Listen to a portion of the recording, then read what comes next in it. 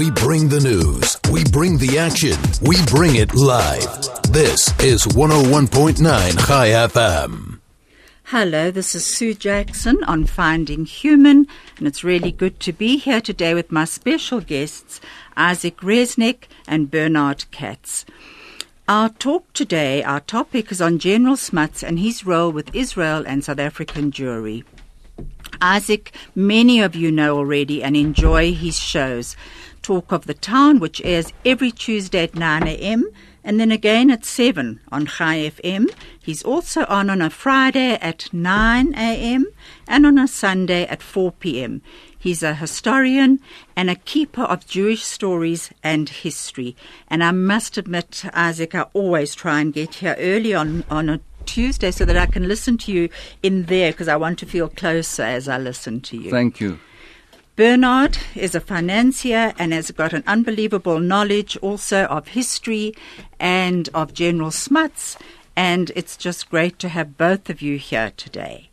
Today, in the month of Elul, we look back in introspection on the past year, but also on the history of the Jews through millennia, and we see all the trials and tribulations of the Jewish people.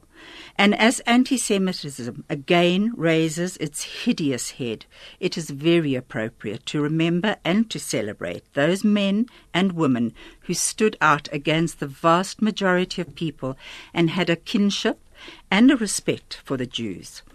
Chabad.org, in talking about the month of Elul, which is the month that we are now in, says the secret of Elul is the Jewish heart.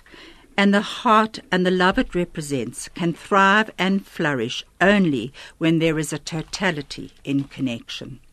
Therefore, what better time to talk about the connection between two great men in history, men who helped shape Israel, General Jan Smutz and Chaim Weizmann.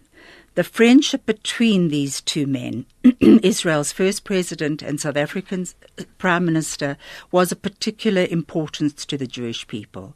Their friendship lasted for 33 years, from 1970 till Smutz's death in 1950. Bernad, I know that you and Isaak are both going to give us some history on this. In the latest book written by Richard Stein called Jan Smutz, Unafraid of Greatness, I quote, that's what Smutz said to Chaim, and when he paid tribute to him. He compared him to Moses, who had led the Jews out of bondage into the promised land. This is what Smutz said. Chaim Weizmann, the scientist, great Zionist, indomitable leader, who after his people had been all but wiped out in the greatest purge of history, assembled the remnants, led them back to the ancient homeland in the face of the heaviest opposition, welded them once more into a sovereign state among the nations. Surely his achievement bears comparison to Moses. If you want to SMS us, have got any questions, please do so on 34519. I am a logotherapist, which is the meaning-centered therapy of Viktor Frankl. And Viktor Frankl said meaning can be found in certain ways. Smutz found meaning in all of these ways. And I'm only going to go through them quickly before I hand over to Bernad and Isaak. Frankl said meaning can be found in what we give to life. Smutz was a leader, a soldier, a philosopher, a lawyer, a scientist, a politician, a botanist. In World War I, he was South Africa's Minister of Defence, and he was appointed to Britain's War Cabinet, and he helped found the Royal Air Force, which my father was to fight in the Second World War.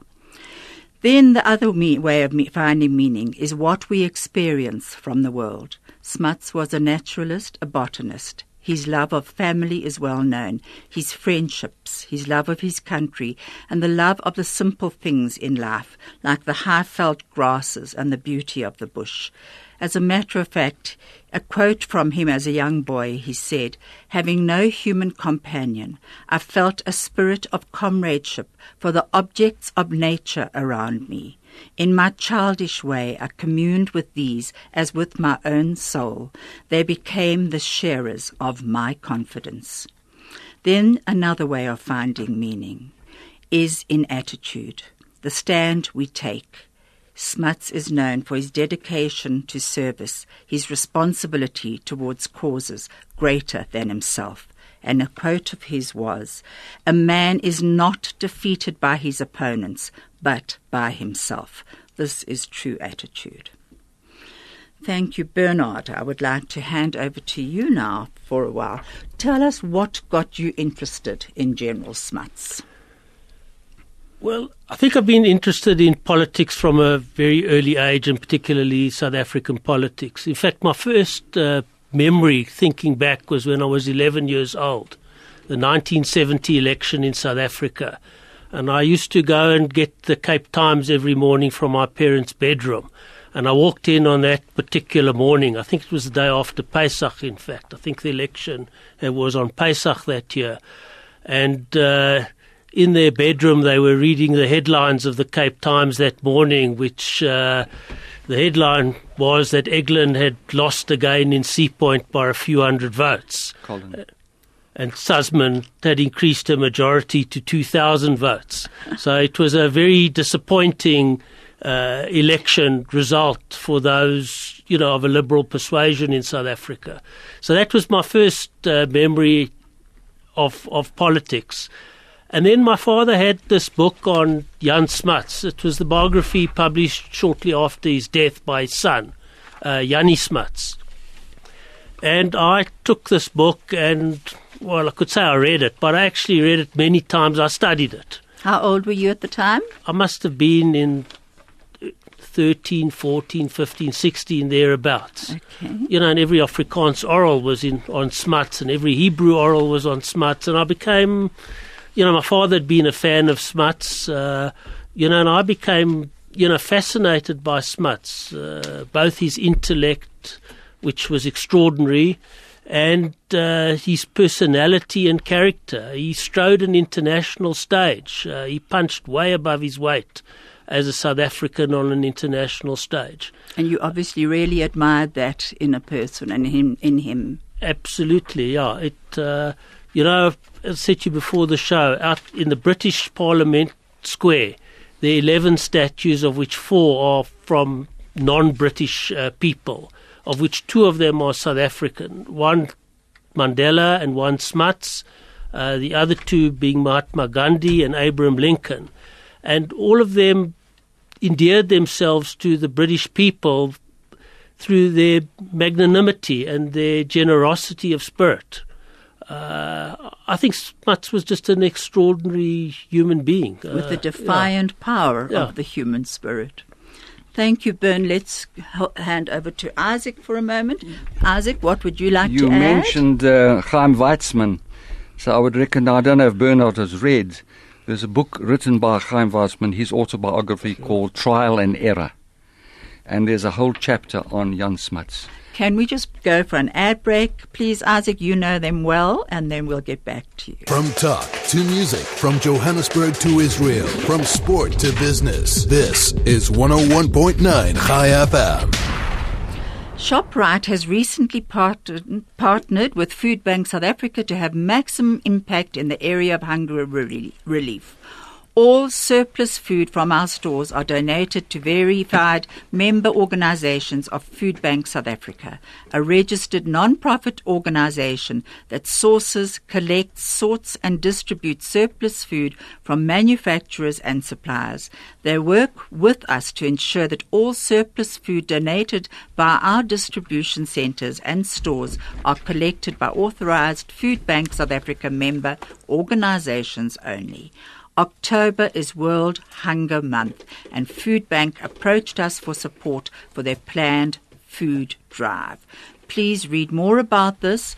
They want to park a Food Bank truck inside 2 shopping centres in 2 provinces and drive a call to action on local media, specifically radio, to drive the public to donate non-perishable food items. The dates are from the 13th to the 16th of October.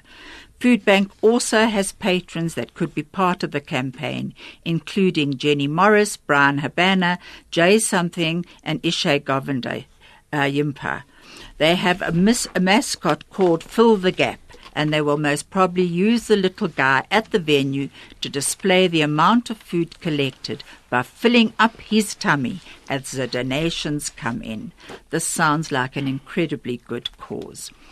This is Sue Jackson on Finding Human. My guests today are Bernad Katz and Isaak Resnick, and we are talking about General Jan Smutz. Thank you, Isaak. Back to you. Right. I just want to show Bernard a book. I don't know if you've seen it. I attended Athlone Boys High School, and the principal in that time was a Mr. B.L. Brett, and he wrote a book called Makers of South Africa. I don't think you've ever seen this book. No. Never. It's all about Jan Smutz, and also there is a foreword by Jan Smutz himself as well in the book, called Makers of South Africa, and written by our principal. Now, I just want to mention a few things about it. Jan Smutz, at the age of 12, couldn't read and write. He only went to school then, but then he found his feet quickly at Riebeck West High School. In a short time, he moved through several classes. He was way ahead.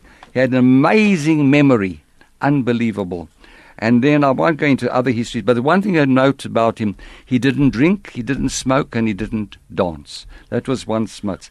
One of his fellow students was a young lady called Sabella Margareta Krieger, who later became his wife.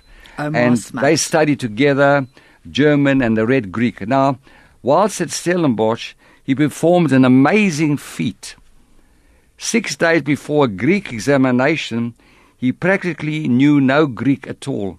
In less than a week, he devoured a grammar book and on Greek literature and astonished everyone by speaking Greek fluently and writing Greek within 1 week. Good That heavens. was Jan Smutz. Well, I won't go into other details, but what I want to speak about today, and that's with your permission, is his involvement with the Jewish community. Okay, can I just go to, I think Yes, Bernard. Bernard wanted to pick up on something there. About Yes, the just education. intervene, Yes, please. I think that's correct. I mean, his defining characteristic was his intellect. His intellect. There's two interesting anecdotes. There was a speech given by the master of Christ College, Cambridge, where Smutz had been a student, who said in the 500-year history of the college, there were three outstanding people that had studied there. One was John Milton, second was Charles Darwin, and the third was Jan Smutz. So he was in that kind of illustrious company.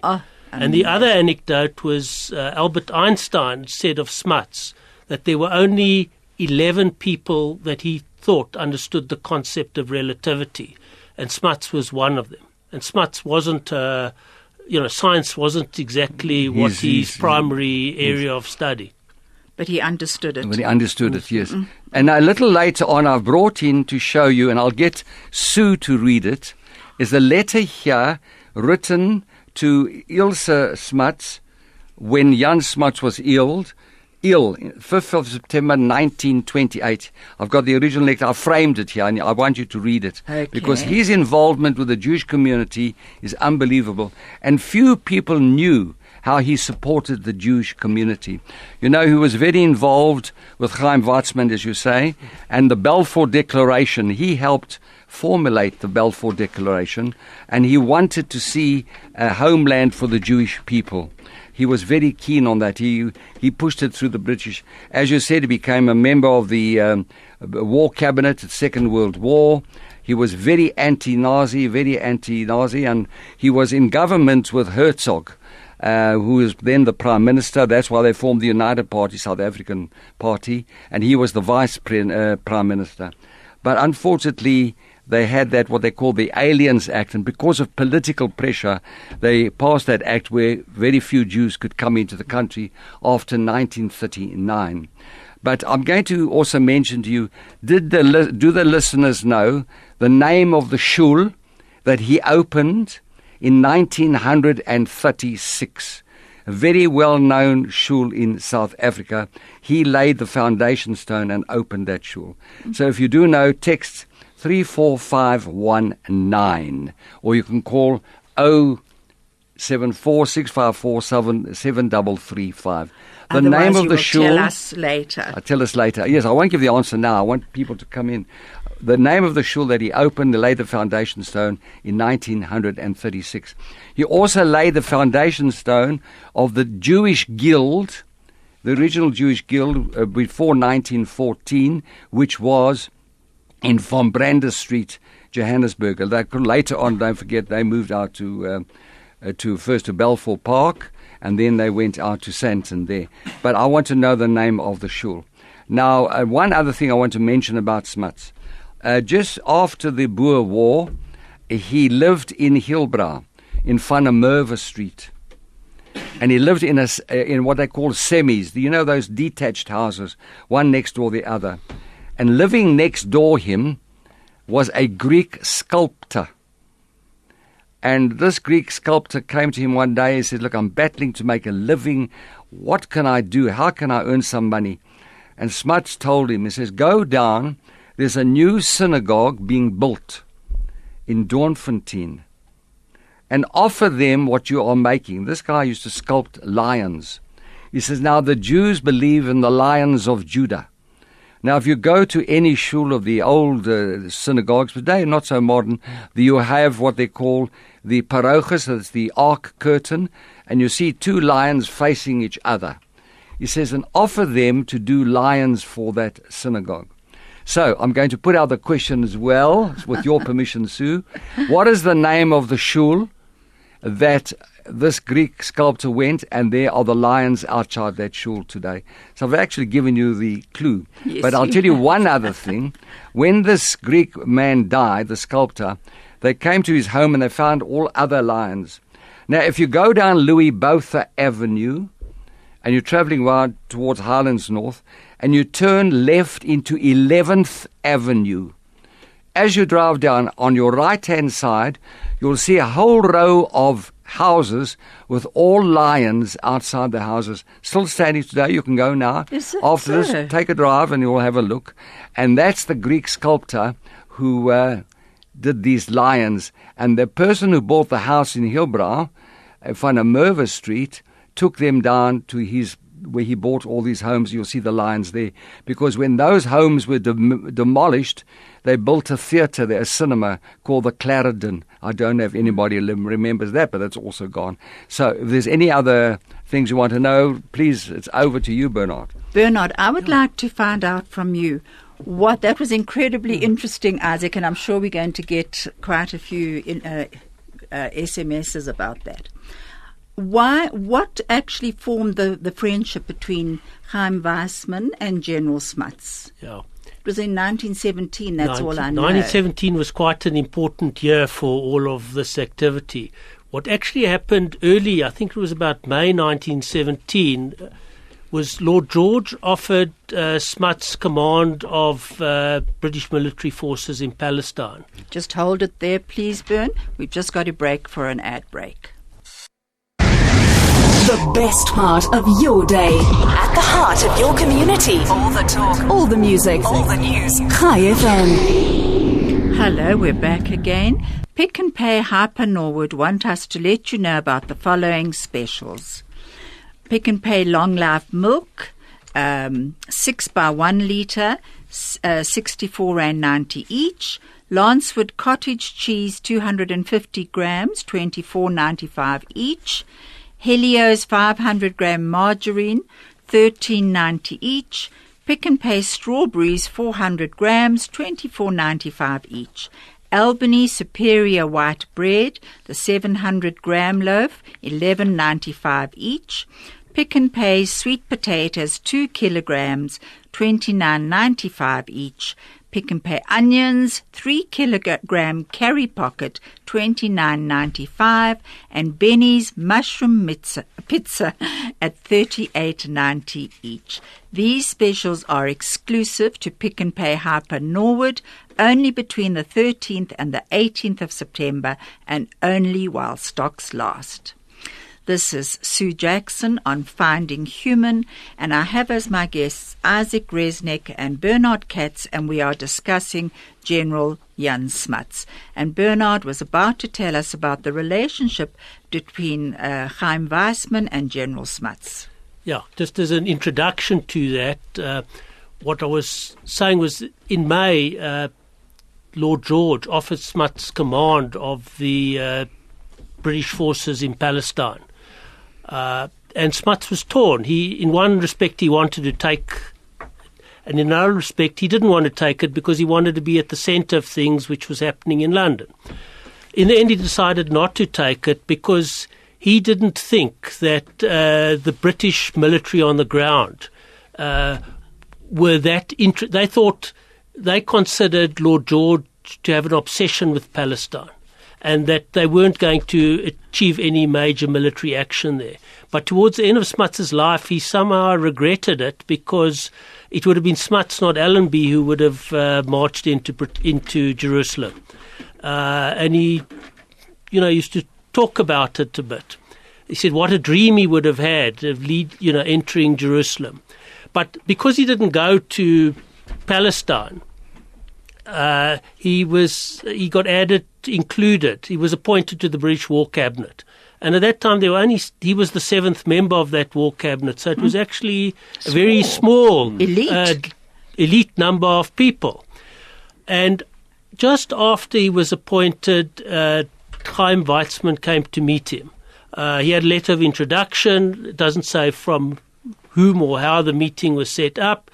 But he wrote in his memoirs that Isaak referred to that Smutz greeted him with the greatest of warmth, and he knew all about the issue of Palestine, and he was very much in favour of Palestine becoming the homeland for the Jewish people and for the Jews getting statehood. And this became one of Smutz's great missions in life, was to, as he put it, redress a wrong that had been committed 2,000 years before, and to re-establish the Jews in the land of their, in the Holy Land. What role Smutz actually played in the Balfour Declaration is difficult to assess with great detail. There's none of the records in either Smutz or Weizmann's letters allude to the role he would have played. But some commentators think, including Yanni Smutz, that Smutz, as he often did, played a role in the background. And although his authorship was not on the level of a Lord Balfour or a Lord George, he still played a meaningful role and certainly was one of the authors of that Balfour Declaration. And certainly in later life, he always... when the British government started reneging on the commitments he felt that had been made in the Balfour Declaration, he took them to task. I think the first time was in 1930 when Lord George was still alive, and he and Lord George, both of them, recommitted themselves to the Balfour Declaration. And then in 1939, when the White Paper came out and the British adopted anti-Jewish policies towards Jews coming out of Europe being allowed access into Palestine, he again berated them for reneging on what they had made as a promise. The interesting, go on. One more interesting thing with Weizmann and the Balfour Declaration, that there was a draft that was being debated by the War Cabinet, and Weizmann was told to go and sit in a room nearby and to make so that he would be available if there were any questions to be answered. And what then happened, there were two Jews in the British cabinet, one of which was Edwin Montague, who was vehemently opposed to this Balfour Declaration. And eventually they said, let's go find Weizmann to come and rebut these arguments, and they couldn't find him. And they then took a decision they would reconvene to rediscuss the matter. And in the interim between that time, the words were softened. So instead of that Palestine was to become the Jewish homeland, it was that a Jewish homeland in Palestine would be established. So it was watered down, the final draft. Absolutely. And on such small issues, history can actually or possibly change. It's unbelievable. And I see Isaac is nodding his head, but he's also got here, "Hi, dear Isaac, the shul with the 2 lions in front is the Lions Shul Doornfontein. Thank you for the wonderful reminiscences of General Smutz." This is from Barbara Ridgeton. Thank you, Barbara. Well, there you are, Isaac. Sorry. What would you like to I'll add come to... I still want to remind the listeners of the other question. Okay. The name of the shul that Jan Smutz opened in 1936, the foundation stone. If you do know, text 34519. Now, just to come back to the Balfour Declaration, but I'm just going to jump a little bit ahead because I want to refer it to someone else. When Smutz died in 1950, they brought his body to Johannesburg on a cortege, on a gun carriage. And they draped the Joburg City Hall. I'm sure how many of you remember that with those big colonnades overrode the old Resnick post office. There must have been thousands, over 20, 30,000 people there. And they had all the different denominations speaking from the different, religions. And they had, I remember Archbishop Reeves. I remember Trevor Huddleston. All of those who were there. And in those days, I was a very keen photographer. I had my Kodak box camera. I took photos. I've still got the negatives. I've still got the pictures. I should have brought them to show you. And I took it. Then the very last speaker was Chief Rabbi Louis Rabinowitz, of the Chief Rabbi of the United Hebrew Congregation, who was during the war the senior chaplain to the British Army in the Battle of El Alamein against Rommel with Sir Bernard Montgomery. And Jan Smutz was then a field marshal, the first and only ever South African to be made a field marshal. And he spoke at this memorial service, outside the City Hall for Jan Smutz. And after he spoke, he got a standing ovation for 20 minutes. Good heavens. And the next day in the Star, there was the following headline: the finest eulogy ever delivered in South Africa. That was. Now, I don't know if Bernad would ever remember Louis Rabinowitz or you'd ever heard him speak. I was only born in 1959, so well, he was... Okay. So I just want to mention, now I want to mention why Louis Rabinowitz. Now, there is a encyclopedia called the Jewish Encyclopedia Judaica, Jewish Encyclopedia, of which the editor was Jewry Wigida, doctor, and Louis Rabinowitz is the deputy editor. I will make it my business to try and get you lend you a copy. I've got it in my shelf. And there is an article by Louis Rabinowitz on Jan Smutz. And he goes into detail of Jan Smutz's contribution to the Balfour Declaration. So there, if you're looking for missing information, you will find everything about the Balfour and all Smutz's letters and notes, all written down and mentioned by Louis Rabinowitz. Good now, heavens. I've handed Sue a letter that I have always kept in my archives, and I'm in archives. So I always say, with your permission, Sue, I always say to listeners, don't throw anything away. If you've got something you think is valuable, it doesn't matter how old it is, phone me, contact me. I'll come and have a look at it, and then let's see. Someone was going to throw this away. Just read and tell who it's from. I will, and I'm going to read it now, but I just want to add to that Bernard's also brought 2 letters in that he has got of Smutz's, and he said that, how many written, Bern? 23,000 letters. 23,000 letters that were written, and Bernard managed to get hold of 2, and you've got this one. This, Isaac has just handed me this one, which says, I hope I can read it. Dear Mrs. Lotzoff, I'm writing to thank you very much for the cake you gave my husband when at Heilbronn. It is as nice as it is beautiful, or should I say was, as we have eaten 3/4 of it already and are keeping the remaining quarter to eat when my second daughter arrives from England next week. Perhaps it may interest you to know that Miss Sybil Thorndyke and her family, Professor, I can't make that out, the great archaeologist who has come to study the Zimbabwe ruins, Dr. Engelberg of the Steyn, the great authoress Sarah Gertrude Millen were among those who enjoyed your cake, and large pieces have gone to our daughters both in Cape Town and Pretoria. They are at boarding school, as well as to invalid friends in Pretoria. And need I say that the Something's Gone talk was unanimous. The talk, would you know what that was? Yeah, it was slightly faded there. Yeah. Many more thanks. The cake was also greatly admired for its shape and its beautiful icing, and it has kept beautifully fresh and moist. With all good wishes, yours faithfully, Izzy K. Smutz. Isn't that lovely? Lovely letter. Absolutely lovely letter. You're lucky Isaac didn't give you one of Smutz's letters to read. They're illegible. They are illegible. Yes. He gave me one to try and read just now, and I actually could not read it. Yes. But this is lovely. Yeah, and as that's you say, you've got to keep things like this. You have to. Right. Now, I just want to also mention something else about Smutz, though he was so pro-Zionist. You know, when in 1948, when the state was declared, he was the first one to give de facto status to Israel. I'm sure many of you remember. Of course, unfortunately, the following year, he lost the election in 1949 in Standerton to an unknown nationalist called a Mr. Nell, but that's for another time.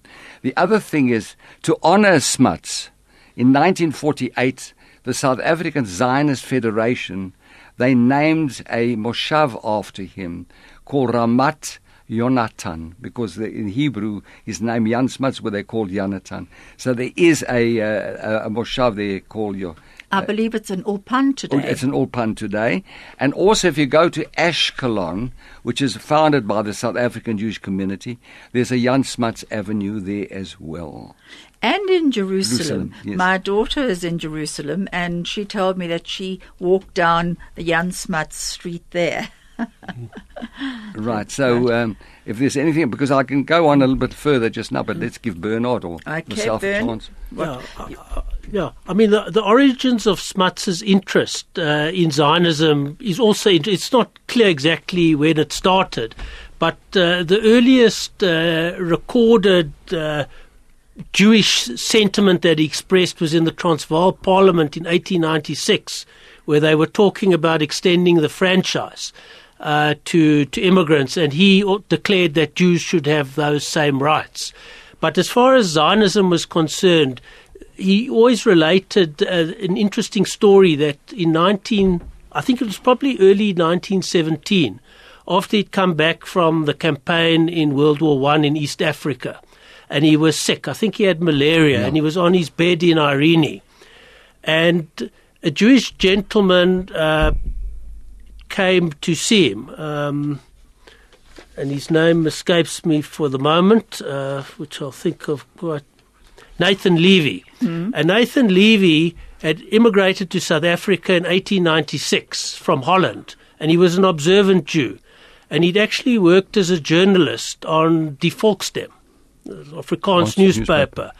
And Nathan Levy had also accompanied Smutz in the 1915 election, so they knew each other quite well.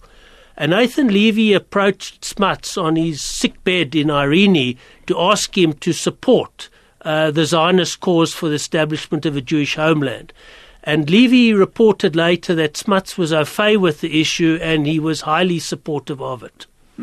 Is that so? And perhaps the origins are Calvinist upbringing, influence of the Bible, that, you know, this big idea of his that the Jews would reclaim, the state where they had previously 2,000 years before, been in charge. Right.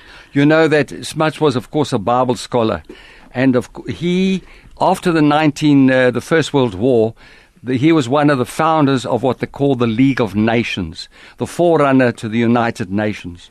And he quoted from the Bible, and he said the following: one of the greatest Jews 3,000 years ago had the vision of a League of Nations, and that was the prophet Isaiah. That was Jan Smutz. He could quote the Bible. He really, really was an expert on the old, well, I want to call it in inverted commas, on the Old Testament. Absolutely. I'm going to tell you an amusing story about that shortly. But go on, Isaac. No, only at the end I will tell you my story. Okay, your story. So as I said, he gave de facto recognition, but he supported the Hebrew University of Jerusalem when it was founded. He was one of the supporters of it. And as a matter of fact, he actually was there when they opened the Hebrew University. Oh, was Because he? he was in Britain, and then he went to Palestine when they opened the Hebrew University. And he could read Hebrew. I don't know if you're aware of that. No, I He didn't could know read. that. He taught himself to read Hebrew. This was Jan Smutz. You'll find that in this book here by Brett. As I said, my former headmaster of Athlone Boys High School. And So he could speak, he could read the ancient Greek, the ancient Greek. He was Hebrew, an absolute master. English, Afrikaans, obviously, He was probably unbelievable. French. Unbelievable. Good Unbelievable. heavens. And of course, as I said, he was a naturalist as well. You know, he loved mountain climbing. He loved nature. He loved everything. He was unbelievable. I think one of the greatest South Africans in this country. He became very friendly with Churchill. And where do you think he had his first escapade with Churchill? Let's see if our listeners know. I'm sure many of you have read about it, have heard about it. Do you know, Bern? You do know? Can Okay, tell Bernard us. answer? Yeah, Bernard. Well, Churchill had been a journalist during the Correct. Boer War and was arrested by Louis Botha. Right, correct. And I think Smutz described him as quite, in not flattering terms. Yes. But the two became very close, and Smutz was a very close advisor to Churchill during World War II. And in fact, when Churchill was going to be away from England in 1943, I think it was, he wanted Smutz to be acting Prime Minister of Britain. That was unheard of. I believe it was Sir John Colville, who was Churchill's private secretary at the time, put this idea to King George and to the Queen, and they both actually liked the idea. But Churchill was to live for an extra 25 years after that, so Smutz never did become Prime Minister. And remember, Churchill Minister. escaped when they arrested him, Louis Botha, and he got away on a truck. Well, he managed to get to what today we call Mozambique, and then he escaped. He went to Britain. But that's where they became very close friends. And that's why then he was on the war cabinet. And then Churchill appointed him as a field marshal. He was first known as Lieutenant General and then a field marshal. Then a field marshal. We've got a break for an ad break. Stay relevant and up to date. Keep informed. This is 101.9 High FM. Hello, we are back. And you've heard about the High FM presenter search. Now it's your chance to vote. 8 hopeful presenters want to be your afternoon companion on the radio. They are auditioning live all this week between 4 and 6. Cast your vote by SMSing presenter search and the name of the presenter to 34519. 101.9 High FM. 101.9 megahertz of community-driven radio. This is Sue Jackson on Finding Human. My guests today are Bernad Katz and Isaak Resnick, and we've had a very fascinating talk about General Smutz and his relationship to South African Jewry and Israel. Before I tell you a bit of personal history about him, I would like to just let Isaak tell us a bit about the question he asked us. The question asked, what was the name of the shul that Jan Smutz opened in 1936? And that name of the shul was the Murray Road Shul in Sea Point. And he laid the foundation stone 1936. Did you know that, Bernard? You're No. from Cape Town. Well, next time you go In fact, Cape Town. I'm from Claremont. Claremont. And I'll tell you another interesting anecdote was Smutz lived in Bowwood Road. He had a house in Bowwood Road in Claremont, and we still have our family house in Bowwood Road. Is that so? So next time you go to Moreira Shul, Sure. you see there. And of course he laid another foundation stone in Johannesburg, which was the Jeppe Street Post Office. I'm sure many of you have seen that. I don't recommend you go there these days. It's not what it used to be. That he also did that as well. I just want to mention one other question as well, and that is that Smutz was very anti-Nazi, very anti-Nazi. And the grey shirts. And the grey shirts. Well, I'll come to that in a minute. So that when, that's unfortunately, I think that turned the tide later on when he came back and he lost the election because the nationalists then came into power.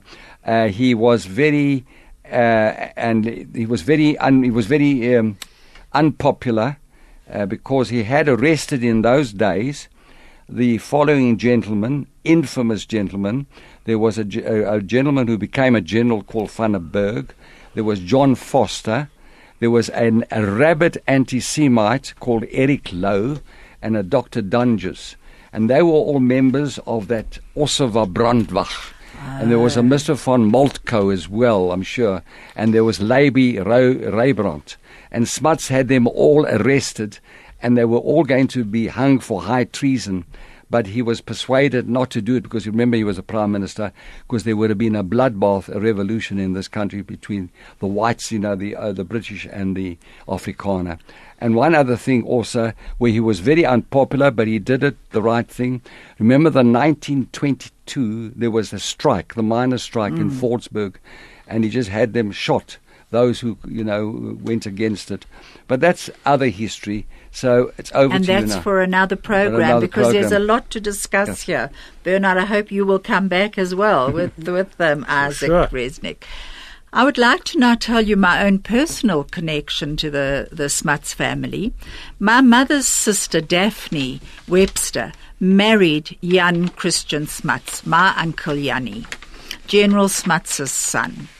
My uncle was General Smutz's Ouderkamp and was with his father in London when D-Day happened. My mom and my Uncle Jannie were very fond of each other, and actually my Uncle Jannie used to call my mom Tollekie because she was a very small little person.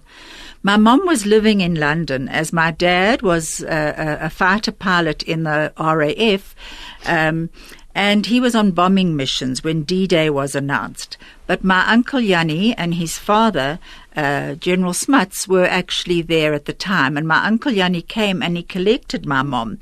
And he said to her, let's go to Piccadilly to go and listen for the announcement, which is what they did.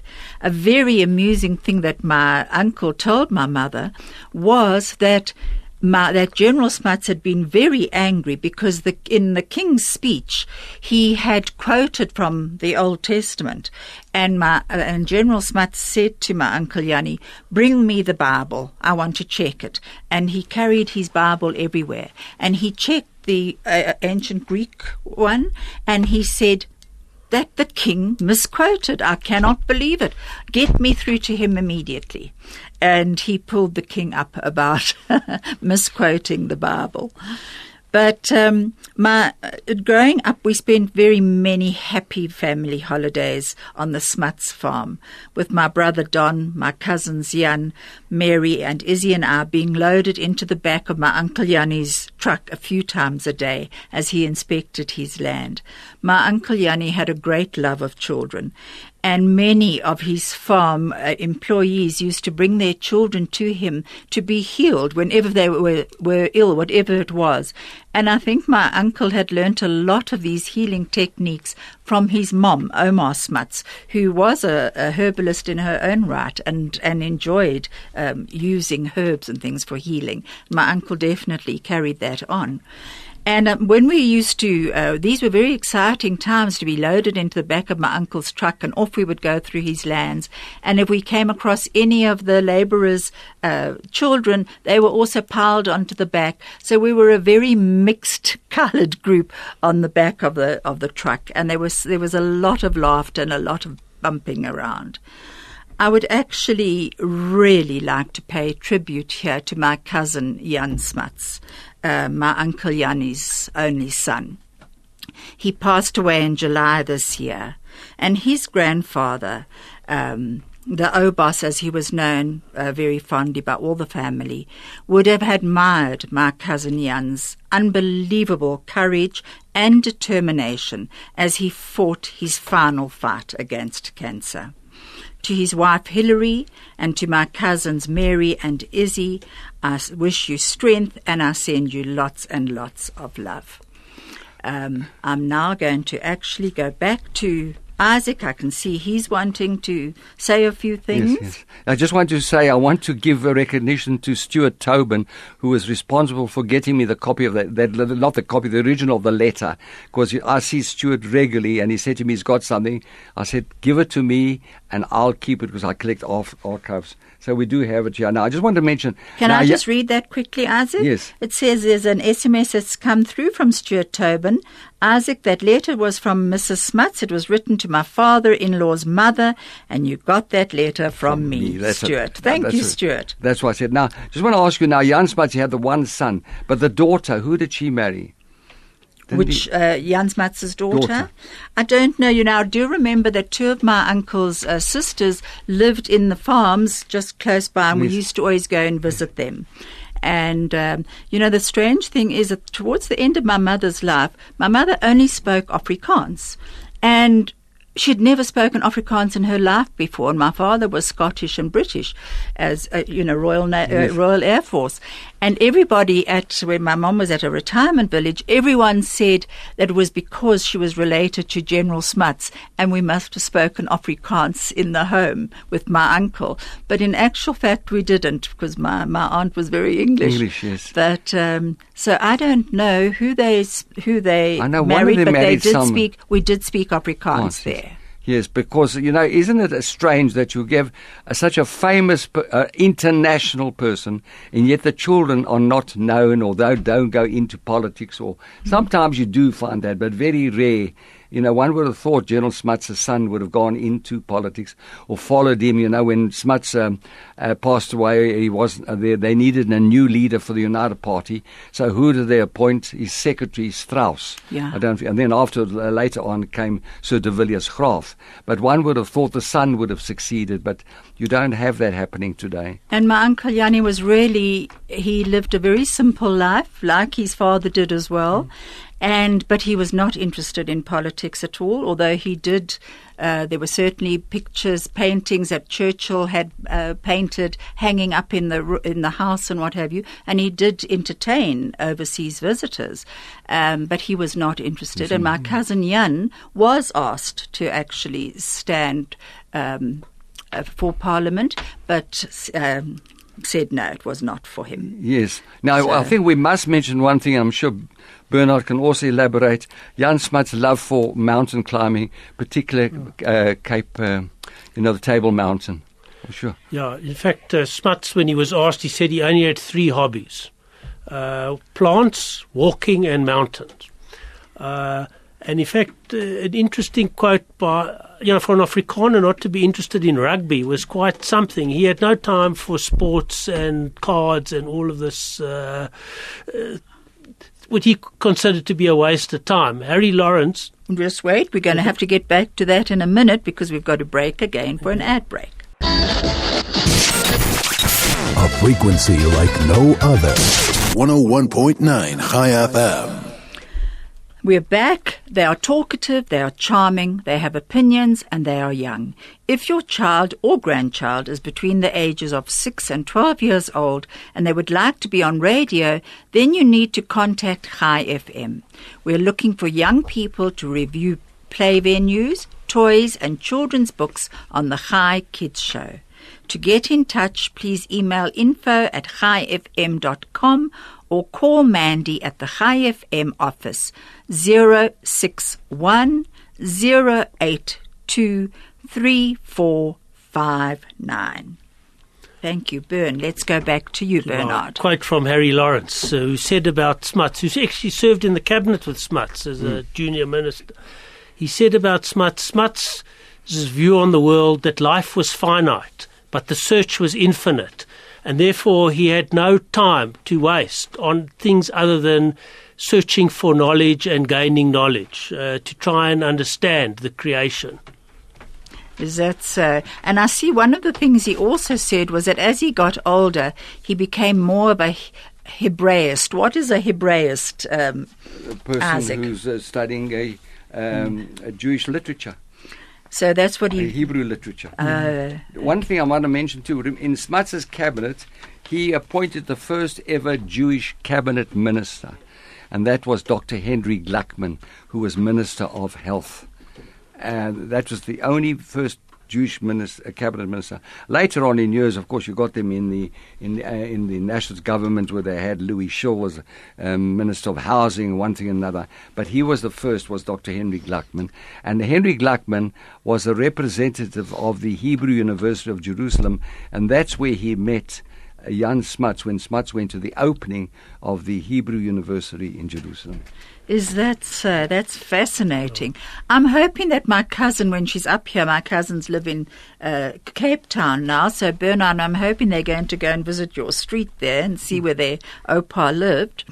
I'm hoping when my cousin is in Johannesburg that she'll actually also come on this show and give us some anecdotes about her grandfather and his love of children and grandchildren, his grandchildren.